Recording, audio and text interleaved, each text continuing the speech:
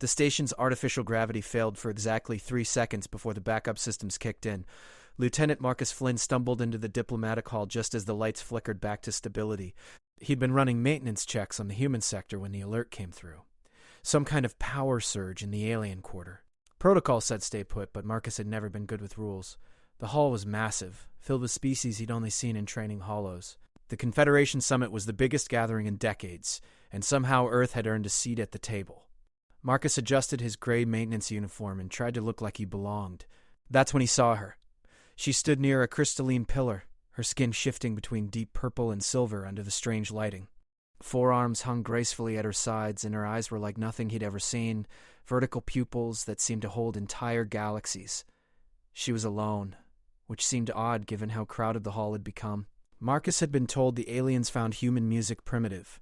The diplomatic corps had been arguing for weeks about whether to even include it in the cultural exchange.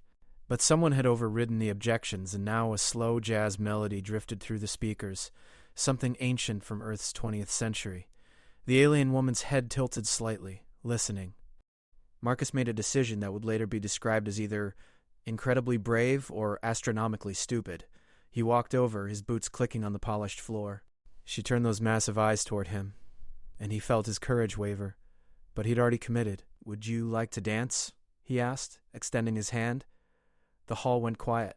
Marcus didn't notice at first because he was focused on her expression, trying to read alien features for any sign of offense or amusement. Her skin rippled through shades of blue and gold, colors he had no reference for. Then he felt it, the weight of 1,000 stares. He glanced around and saw diplomats frozen mid-conversation. Security personnel had their hands near their weapons. A tall figure in ornate armor was moving toward them with alarming speed. The alien woman raised one of her 4 hands, and the armored figure stopped immediately. The entire hall seemed to hold its breath. "You truly do not know who I am," she said, her voice like wind chimes and distant thunder combined. It wasn't a question. Marcus felt sweat forming on his neck. "Should I?" Something that might have been a smile crossed her features. "No," she said, and placed her hand in his. Her skin was warm, almost hot, and felt like polished stone. "Show me this human custom." As Marcus led her toward the center of the hall, he caught sight of the human diplomatic team. Ambassador Peterson looked like he might faint. The cultural attaché was frantically making gestures that Marcus couldn't interpret. But the music was still playing, and the alien woman was following his lead, her movements surprisingly graceful despite having never danced before. He had no idea he was holding the hand of Empress Kalindra, ruler of the Vorathian Collective, commander of 700 worlds, and the most powerful being in 3 sectors of space. The dance lasted 4 minutes. To Marcus, it felt like both an eternity and a heartbeat. Kalindra moved with him, adapting to the rhythm with an intelligence that suggested she was analyzing every step, every movement. Her other 3 hands remained at her sides, but the one in his grip never wavered. "Your species is young," she said as they swayed to the music. "Only 2 centuries since you left your birth world. Why are you here, on this station, instead of celebrating with your people?" Marcus concentrated on not stepping on her feet. Did she even have feet? He glanced down and saw something like crystalline hooves. "Celebrating what?" "Your inclusion in the Confederation? It is a significant achievement." "I'm just maintenance," Marcus said. "I fix things when they break.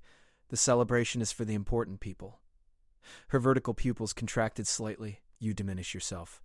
On my worlds, those who maintain the foundation are revered above those who stand upon it." The music shifted to something with a faster tempo. Marcus adjusted, pulling back slightly to give them both space. "That's a nice thought, but I doubt your maintenance workers get invited to diplomatic summits.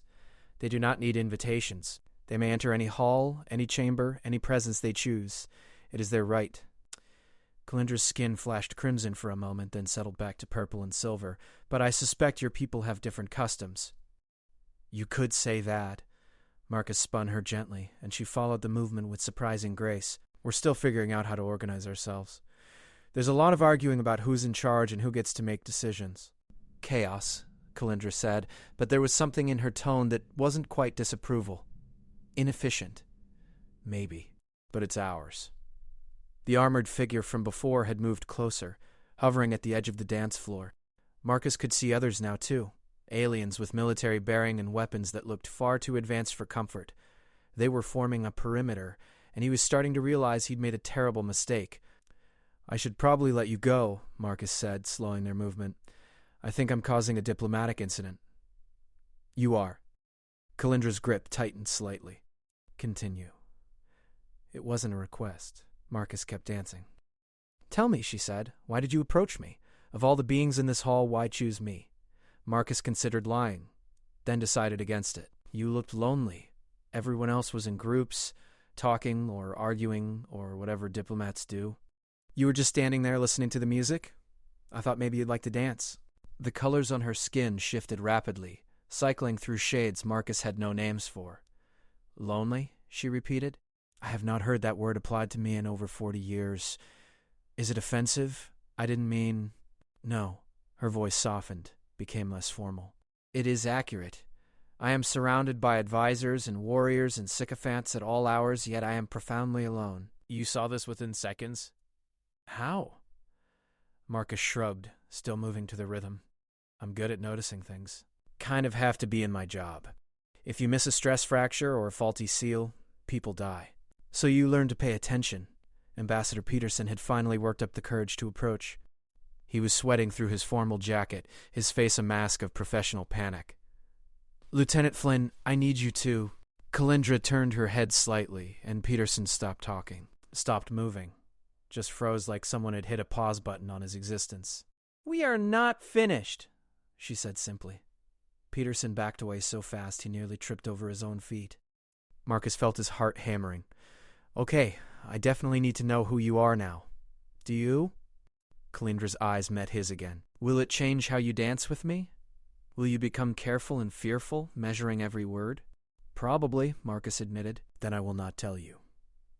Not yet. The music was ending, transitioning to something slower and more melancholic. Your people submitted this music for the cultural exchange. The Confederation Council wanted to reject it. They said it was discordant, lacking sophistication. What did you say? I said any species that could create such raw emotional expression deserved to be heard. She paused. Without it, this moment would not exist. The final notes faded away. The hall remained silent. Marcus realized that every single being in the room was watching them. The weight of attention was crushing. Thank you for the dance, Lieutenant Marcus Flynn, Kalindra said, releasing his hand. You have given me something precious, a moment of honesty and a life built on performance. You know my name. I know many things, but you gave me something I did not know I needed. Her skin settled into a deep, peaceful blue. Now I will give you something in return, a warning.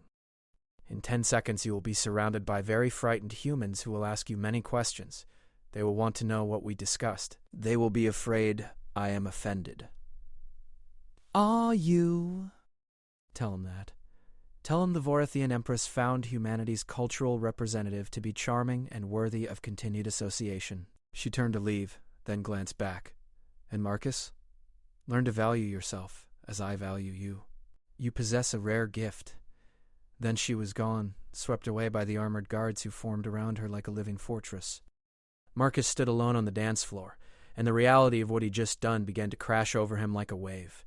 The word Empress echoed in his mind as Ambassador Peterson and a dozen others rushed toward him. He'd asked an Empress to dance. Not just any Empress. The Vorathian Empress. He'd seen briefings about her. Warrior Queen. Conqueror. Ruler of an empire that made human civilization look like a candle next to a star. And she'd said yes. The interrogation lasted 3 hours. They called it a debriefing, but Marcus knew an interrogation when he was in one. Ambassador Peterson led the questioning, flanked by 2 security officers and a woman Marcus didn't recognize who introduced herself as Commander Helen Brooks from Earth Intelligence. Did she threaten you? Brooks asked for the 5th time. We danced. We talked. That's it. Marcus was exhausted. The adrenaline had worn off an hour ago, leaving him hollow and confused.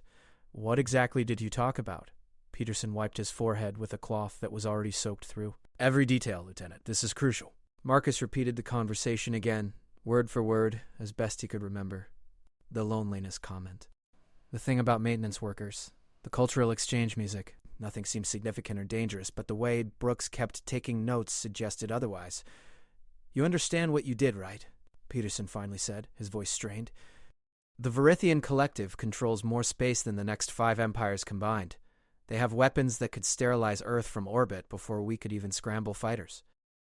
And you walked up to their Empress and asked her to dance like she was some girl at a school social. I didn't know, Marcus said for what felt like the 100th time. That's what terrifies me. Peterson stood and paced the small conference room.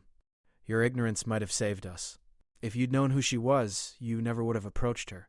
And apparently that's exactly what she wanted. Brooks looked up from her notes. The Varathians have strict protocols about approaching the Empress. You violated about 40 different codes of conduct. By their law, you should have been executed on the spot. Marcus felt cold, but I wasn't. No. She protected you. She made it clear to everyone in that hall that you were acting under her sufferance. That changes things. Brooks closed her notebook. The question is why? Why would she allow a random human to treat her like an equal? Maybe because I did treat her like an equal, Marcus said quietly. Maybe that's rare for her. The room went silent. Peterson and Brooks exchanged glances. That's what I'm afraid of, Brooks said finally. If she's developed an interest in humanity because of this interaction, it could go either way. She could become our greatest ally or our most dangerous enemy, depending on how we handle what comes next. What comes next? Marcus asked. Peterson's communicator chimed. He looked at the screen and went pale. She's requesting another meeting. With you specifically. Tomorrow, on her flagship. Marcus felt his stomach drop. I can refuse, right? Absolutely not, Brooks said sharply. You started this. You're going to finish it. We'll brief you on proper protocol, teach you the basics of Varathian etiquette, and pray you don't accidentally insult her into declaring war. The next 18 hours were a blur. Marcus was pulled from the conference room to a briefing center, where 3 xenoanthropologists tried to cram decades of Varathian culture into his brain. He learned that Kalindra had ruled for 73 years, that she'd unified the Varathian people through a combination of military conquest and shrewd diplomacy, that she was considered both brilliant and ruthlessly pragmatic. He learned that the Varathians valued strength above all else, that they saw compassion as weakness, that they had conquered 17 species and integrated them into their collective through force. He learned that Kalindra had personally led military campaigns, that she'd fought in single combat against rival warlords, that she'd earned her throne through blood and determination. None of it matched the being he'd danced with. You're not listening, said Dr. Nathan Cross, the lead xenoanthropologist. He was an older man with gray hair and tired eyes. This is important. When you meet her, you bow. Not too deep. That shows submission. Not too shallow. That shows disrespect. Exactly 45 degrees. You maintain eye contact but don't stare. You speak when spoken to. You never touch her unless she initiates contact. I already touched her, Marcus pointed out. I held her hand for 4 minutes. Cross rubbed his temples. Yes, and we still don't understand why you're alive? Look, everything we know about Varathian culture says this shouldn't have happened. Maybe our data is wrong. Maybe Kalindra is an exception to her own rules. Maybe she was testing you? We don't know. That's why you need to be careful. But when Marcus boarded the shuttle the next morning, careful was the last thing on his mind. He was angry. Angry at being interrogated, angry at being treated like a political tool, angry at the implication that his simple act of kindness had been some kind of catastrophic mistake. The Varathian flagship was called the Eternal Dawn, and it was the size of a small moon. Marcus's shuttle was swallowed by its hangar bay like a minnow entering a whale's mouth. The landing was smooth, professional. When the doors opened, he was met by 6 Varathian warriors in ornate armor. They didn't speak. They simply gestured for him to follow, and he did, walking through corridors that seemed designed to make visitors feel insignificant. The walls were dark metal inscribed with symbols that glowed with pale light. The ceiling was so high it disappeared into shadows. Everything about the ship screamed power and permanence. They brought him to a chamber that was smaller than he expected, almost intimate. The walls here were different, covered in something that looked like living crystal that pulsed with soft colors. Kalindra stood in the center, her back to him, staring at a viewport that showed the stars beyond. She was alone. No guards. No advisors. Just her. You came, she said without turning. Did I have a choice? Marcus kept his voice neutral. No. But you could have come frightened and obedient, carefully measuring every word. Instead, you came angry. Now she turned, and her vertical pupils focused on him with unsettling intensity. Good. I prefer honesty to performance. Then I'll be honest. I don't understand what's happening. I danced with you because you looked like you wanted to dance. Now I'm being treated like I committed some diplomatic miracle or disaster, and nobody can decide which. Kalindra's skin shifted to a shade of amused orange. Both. You committed both. Tell me, Marcus, what do you know about why humanity was admitted to the Confederation? We met the technological requirements. We proved we could maintain interstellar commerce. We showed we weren't a threat to established powers. All true. All insufficient. She moved closer, her crystalline hooves clicking softly on the floor. Humanity was admitted because I demanded it. I overruled 700 objections. I threatened economic sanctions against species that opposed your inclusion. I made your admission my personal priority. Marcus felt dizzy. Why? Because 43 years ago, I received a transmission from Earth. It was not meant for me. It was not meant for anyone beyond your solar system, but it reached me nonetheless. Kalindra's colors shifted through memory shades, deep blues and gentle golds. It was music. One of your old satellites broadcasting into the void. The transmission contained hundreds of recordings, sounds from your world. I listened to all of them. She paused, and Marcus realized he was holding his breath. In my long life, I have conquered systems and crushed rebellions. I have made decisions that determined the fate of billions. I have been efficient, logical, pragmatic. I have been alone. Her voice dropped. That music showed me something I had forgotten existed. Beauty without purpose. Expression without utility. Your species creates art for its own sake, not to serve an empire or prove superiority. You reach into the darkness not because you must, but because you wonder what might reach back. You championed humanity because of a music recording? Marcus couldn't keep the disbelief from his voice. I championed humanity because you reminded me of who I was before I became what I needed to be. Kalindra raised one hand, and a holographic display materialized in the air between them. It showed a younger version of her, smaller, less imposing. I was once like you, Marcus. I noticed things others missed. I approached those who seemed lonely. I offered kindness before I learned kindness was liability. The hologram shifted, showing scenes of war. Brutal, devastating war. Kalindra leading forces into battle, making hard choices, becoming harder with each decision. I survived by becoming something other than myself. I won by learning to see people as assets or obstacles. I ruled by understanding that sentiment was weakness. The hologram disappeared. Then yesterday, a human who did not know better treated me like I was still that person. You saw loneliness in an empress. You offered companionship to a conqueror. You gave me 4 minutes of being Kalindra instead of the ruler of the Vorathian collective. Marcus struggled to process this. So what happens now? Now you help me with something no advisor or warrior can assist with. You help me remember how to be more than my position. She moved to the viewport, gesturing for him to join her. Your species is chaotic, inefficient, often foolish, but you have something my people lost millennia ago. You still believe individuals matter. You still think one person can make a difference. Is that why you really brought me here? For philosophy? Kalindra's laugh was like crystal chimes. I brought you here because the Confederation is about to fracture, and I need humanity's chaos to prevent my people's order from destroying everything. Before Marcus could respond, alarms screamed through the ship. Kalindra's skin flashed combat red, and her demeanor shifted instantly from contemplative to commanding. Report, she barked at the air. A holographic interface appeared, showing a Vorathian officer. Empress, we have hostile signatures entering the sector. The Kresh Dominion fleet, supported by Talvian battle groups. They're demanding you release the human immediately and submit to Confederation judgment. For what crime? Kalindra's voice was ice. They claim you've violated first contact protocols. They say your unauthorized interaction with humanity proves you're unfit to lead. They're calling for your abdication. Marcus felt the room temperature drop as Kalindra's anger manifested physically. They dare. Multiple species are supporting their claim, Empress. This was coordinated. They've been planning this. Marcus finally understood. This isn't about me. I'm just the excuse they needed. Correct. Kalindra's 4 hands moved in complex gestures, activating multiple displays. They see humanity's admission as my overreach. They believe I'm becoming irrational, sentimental. They think if they can force me to abandon you, they can prove I'm weak. Then they can challenge my authority directly. So give me up, Marcus said. I'm not worth a war. You misunderstand. Kalindra turned to face him fully, and Marcus saw something fierce and determined in her expression. This war was coming regardless. The Confederation has grown complacent and corrupt. Reform is impossible through normal channels. The Kresh and their allies want to maintain the status quo because it benefits them. They exploit younger species, maintain technological monopolies, enforce unfair trade agreements.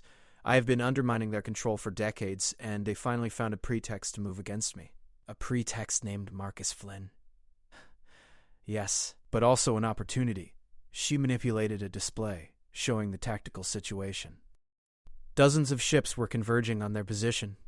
If I abandon you, I lose credibility with every species that saw our dance. I prove their accusations of weakness correct. But if I defend you, if I show that I value individual dignity over political convenience, I fracture their coalition. Some species will admire that stance. Others will see advantage in supporting me.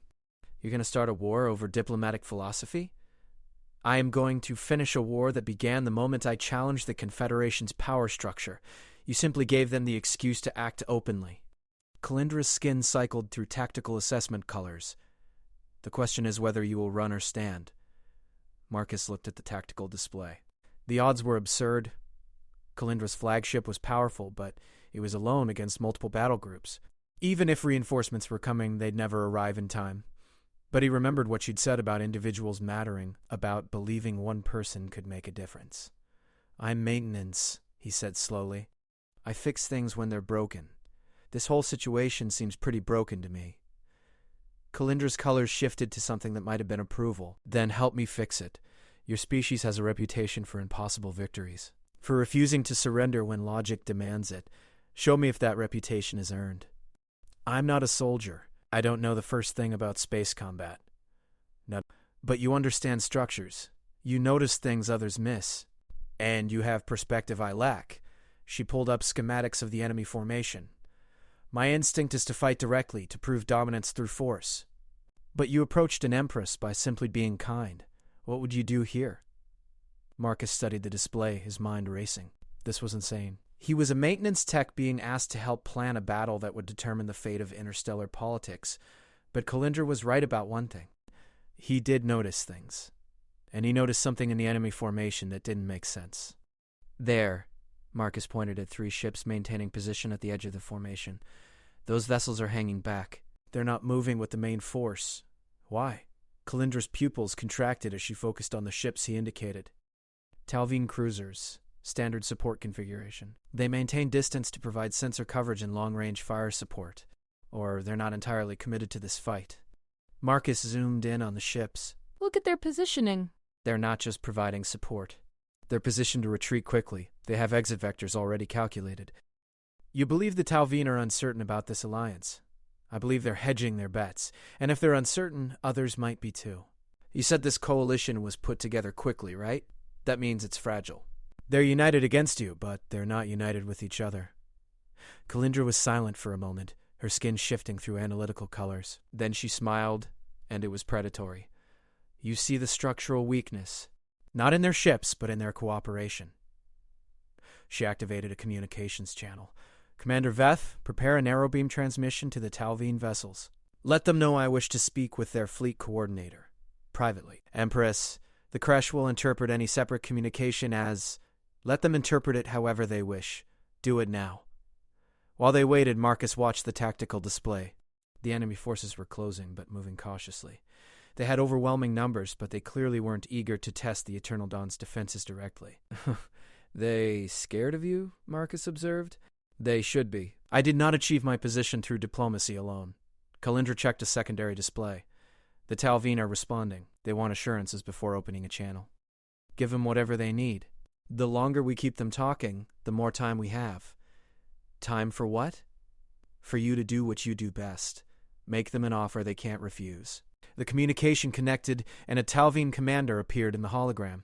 The being resembled something between an insect and a crustacean, with multifaceted eyes and mandibles that clicked nervously.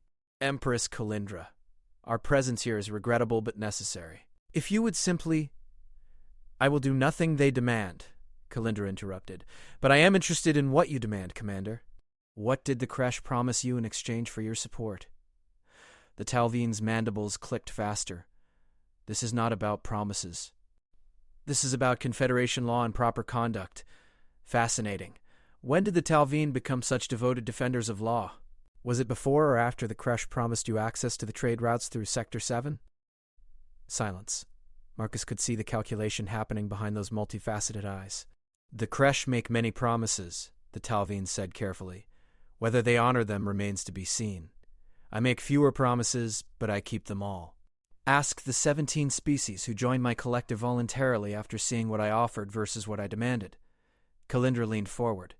Here is what I offer you now. Withdraw your ships. Not in defeat.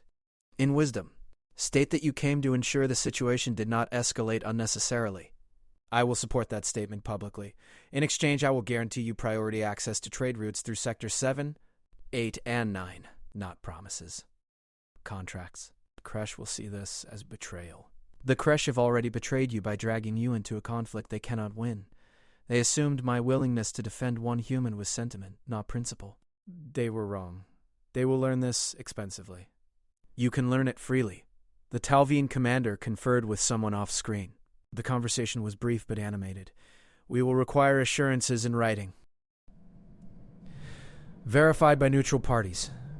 Done. I will have contracts prepared within the hour. Do we have an agreement? We do. But Empress? The others will not be so easily swayed. I only needed one to break rank. The rest will follow or fall. Kalindra terminated the connection and turned to Marcus. Your strategy is sound. Divide and weaken. It's just maintenance. You find the stress point and relieve the pressure before everything fails catastrophically. Marcus watched as the Talveen ships began changing course. But we're not done. The Kresh are still out there, and now they're going to be angry. As if summoned by his words, a new communication request appeared, this time from the Kresh Dominion flagship. Kalindra accepted it, and Marcus found himself looking at a being that was all sharp edges and barely contained violence. The Kresh commander was humanoid, but scaled, with eyes that glowed like embers. You think you are clever, the Kresh hissed, buying off the weak-willed Talveen. But we remain. We have sufficient forces to disable your ship and take both you and your human pet into custody. You have sufficient forces to try, Kalindra corrected, but it will cost you. Your ships will be damaged. And for what? To prove a point about protocols? To challenge my authority based on a dance? To prove you have become weak, irrational, unfit to lead. Marcus stepped forward before he could stop himself. She's not weak. She's evolving. That's what scares you. The Confederation runs on rigid hierarchies and ancient rules. Kalindra is proving there's another way. That's threatening to every empire built on control instead of cooperation. The Kresh focused on Marcus with disturbing intensity. The human speaks. How amusing. Tell me, little human, do you truly believe your species has anything to teach us? You are children playing at civilization. Maybe. But children see things adults forget. Like the fact that the other 4 species in your coalition are repositioning. Marcus indicated the tactical display. They're increasing distance from your ships. They're having the same doubts the Talveen had. They're wondering if this is worth the cost. Kalindra examined the display and her colors shifted to satisfied purple. He is correct. Your coalition is fracturing, Commander. You can attack my ship now and fight alone, or you can withdraw with your forces intact and live to challenge me another day when you have better support. If I withdraw, I show weakness. If you attack and fail, you show foolishness. If you attack and succeed, you start a war that will devastate multiple sectors. But if you withdraw now, you show strategic wisdom. You chose not to waste resources on an inconclusive engagement. That is not weakness. That is professionalism. The Kresh was silent for a long moment, rage and calculation warring across its features. Finally, it spoke. This is not finished, Kalindra, but today it is paused. That is sufficient. The communication ended. The Kresh ships held position for another 10 minutes, tension crackling across every sensor. Then slowly they began to withdraw. The other coalition ships followed, relieved and eager to leave. Marcus sat down heavily, adrenaline finally fading. I can't believe that worked. You saw what others missed. Structure. The spaces between the obvious threats. Kalindra's colors settled into peaceful blues and golds. This is why I wanted humanity in the Confederation. Not because you are strong or advanced, but because you think differently. You offer perspective that centuries of tradition have blinded us to. So what happens now? They'll try again. Yes. But next time, I will be prepared. And next time, I will not be alone. She looked at Marcus with those galaxy-filled eyes. You asked why I championed your species? Now you have seen. Humanity's gift is not technology or military might. It is the ability to see problems from angles no one else considers, to find solutions in unexpected places, to treat an empress like a person who might want to dance. Marcus laughed despite himself. I still can't believe I did that. Neither can I. But I am grateful you did. You reminded me of something crucial. Power is not just force and control. It can also be connection and understanding. Kalindra extended one hand toward him. Will you stay? As an advisor, I have warriors and tacticians in abundance, but I have no one who sees the universe as you do. Marcus thought about his maintenance job, about the small, quiet life he'd been living, about the adventure that had started with a simple offer to dance. On one condition, he said, taking her hand. Next time there's music, we dance again. No politics, no strategy. Just two people enjoying a moment. Kalindra's colors rippled with genuine joy. Agreed. Though I suspect even our dances will change the universe in small ways. She was right. In the months that followed, Marcus became an unlikely bridge between humanity and the Vorathian collective. His perspective helped prevent conflicts and forge new alliances. But more importantly, his continued friendship with Kalindra showed the galaxy something they'd forgotten. That power and compassion were not opposites. That strength could coexist with kindness. That one person asking another to dance could be the first step toward changing everything. And sometimes, late at night aboard the Eternal Dawn, music would play. To old Earth music transmitted decades ago into the void. And two beings from different worlds would dance together, finding in that simple act a reminder of what they were fighting to protect. The possibility of connection in an infinite universe. The value of seeing others as people rather than assets. The revolutionary idea that maybe, just maybe, treating each other with dignity and respect could accomplish more than all the weapons and empires ever created. It had started with Marcus not knowing she was a queen. It continued because Kalinda remembered she was also just a person who sometimes felt alone. And it changed the galaxy because two beings chose to reach across the distance between them. One dance at a time,